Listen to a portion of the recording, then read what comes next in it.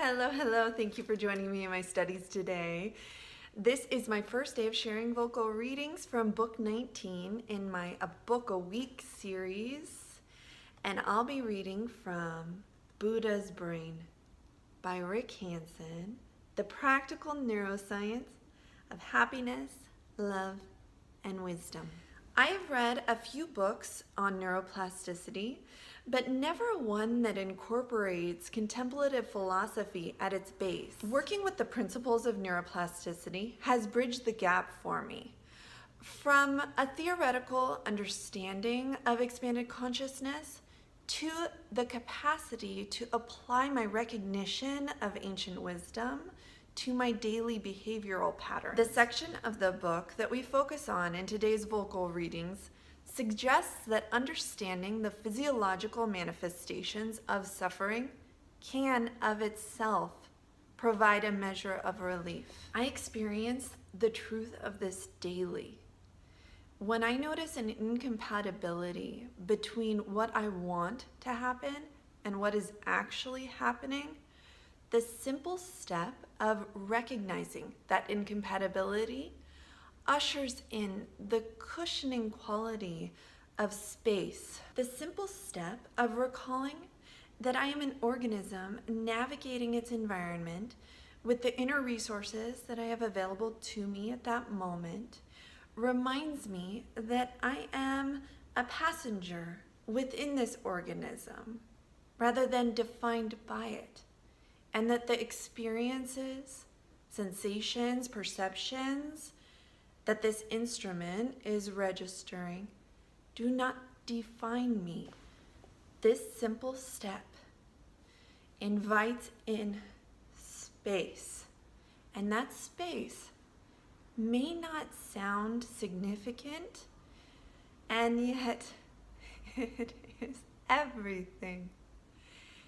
Its perceived insignificance is simply in the fact that we ignore it.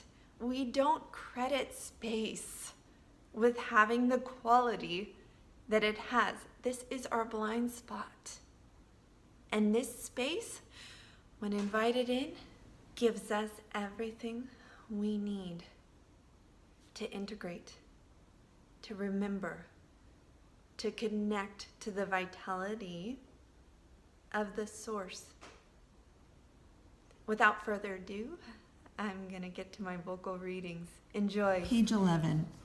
With a deep bow to the transcendental, we will stay within the frame of Western science and see what modern neuropsychology, informed by contemplative practice, offers in the way of effective methods for experiencing greater happiness, love, and wisdom. Page 12. The beginning of this quote references a contrast to the nervous systems of animals. Our vastly more developed brain is fertile ground for a harvest of suffering. Only we humans worry about the future, regret the past, and blame ourselves for the present. We get frustrated when we can't have what we want, and disappointed when what we like ends. We suffer that we suffer. We get upset about being in pain, angry about dying, sad about waking up sad yet another day. This kind of suffering, which encompasses most of our unhappiness and dissatisfaction, is constructed by the brain. It is made up, which is ironic, poignant, and supremely hopeful. Page 14. Wisdom is a matter of making choices, such as letting go of lesser pleasures for the sake of greater ones. Consequently, developing virtue, mindfulness, and wisdom in your mind depends on improving regulation, learning, and selection in your brain. Page 15. The sages and saints of every religious tradition all say essentially the same thing.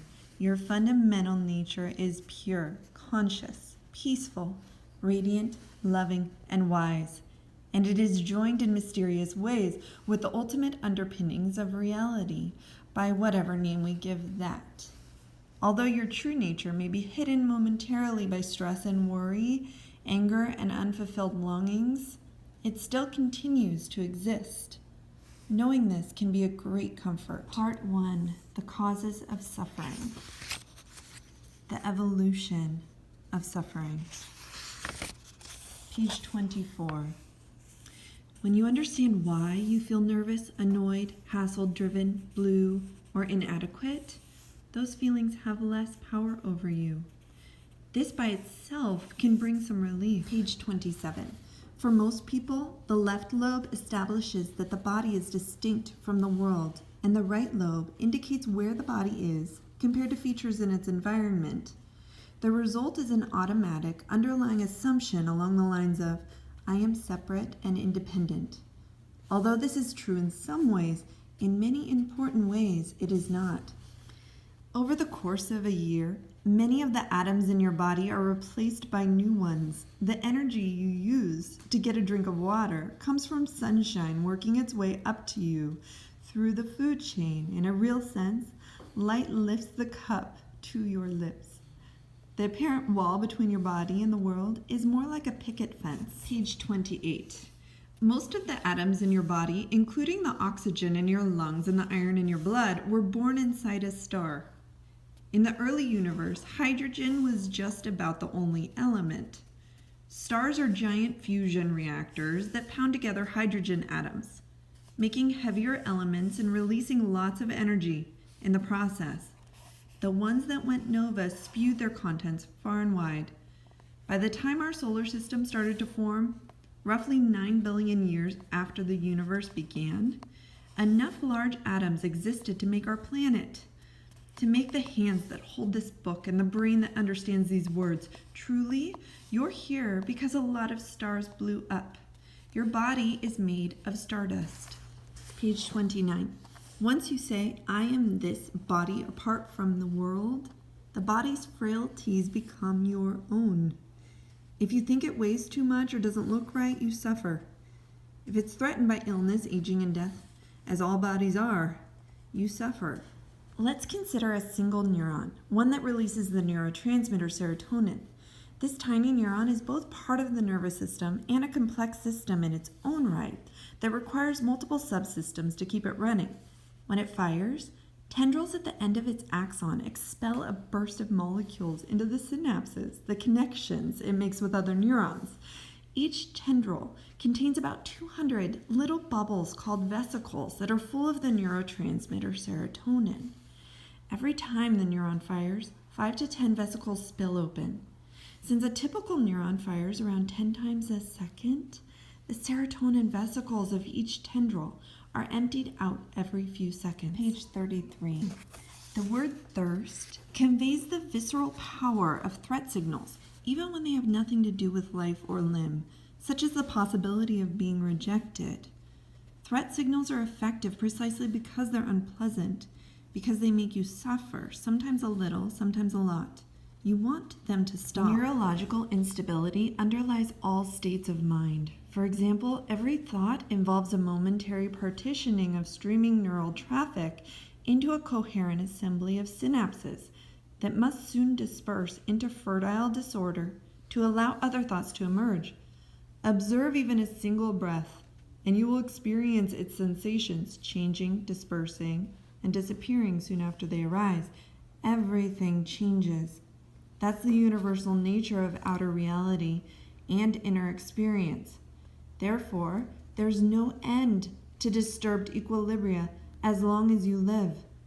But to help you survive, your brain keeps trying to stop the river, struggling to hold dynamic systems in place, to find fixed patterns in this variable world, and to construct permanent plans for changing conditions.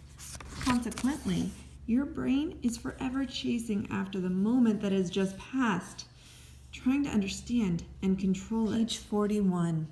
Your brain is like Velcro for negative experiences and Teflon for positive ones, even though most of your experiences are probably neutral or positive. Page 42. Your brain has a built-in negativity bias that primes you for avoidance. This bias makes you suffer in a variety of ways. For starters, it generates an unpleasant background of anxiety, which for some people can be quite intense. Anxiety also makes it harder to bring attention inward for self-awareness or contemplative practice, since the brain keeps scanning to make sure there's no problem. Page 43. Much of what you see out there is actually manufactured in here by your brain, painted in like computer-generated graphics in a movie. Only a small fraction of the inputs to your occipital lobe comes directly from the external world. The rest comes from internal memory stores and perceptual processing modules. Page 45. Because self-compassion is more emotional than self-esteem, it's actually more powerful for reducing the impact of difficult conditions, preserving self-worth, and building resilience. It also opens your heart, since when you're close to your own suffering, it's hard to be receptive to suffering in others. Thank you for joining me today. Tomorrow's vocal readings will begin with Chapter 3, the first and second dart.